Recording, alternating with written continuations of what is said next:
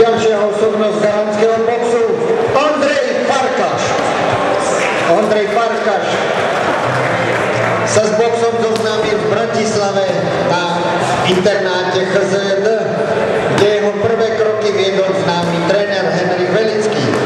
Po návrate z vojenskej služby zavítal do Sokolovne na Mlynskej ulici v Galante, kde ho pripravoval Ladislav Porožňák.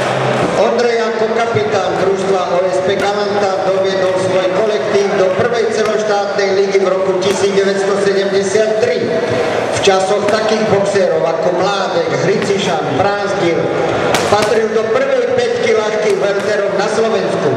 S aktívnou činnosťou, počas ktorej vybojoval 24 ligových duelov, sa rozlúčil bronzovou medailou na majstrovstvách Slovenska v roku 1975 presne ako 28-ročný.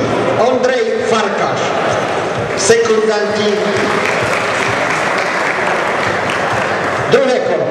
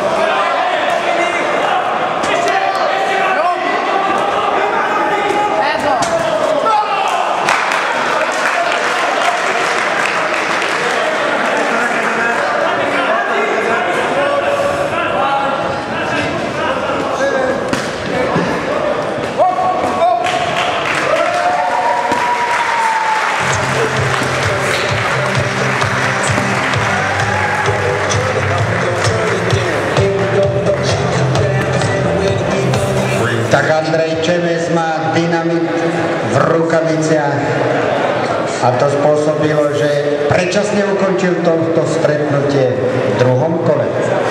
Ešte si predstavme ďalej charakteristiku Ondreja Farkaša.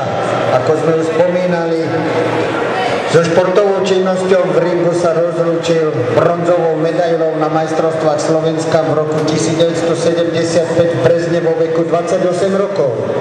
Po rozlúčke s ringom sa venoval príprave mládeže v TJOSP Galanta a neskôr aj Boxing klub Galanta.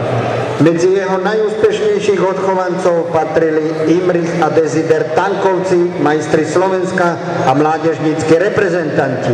A my tu už máme výsledok tohto stretnutia. V druhom kole technické KO víťazí Andrej Čeves.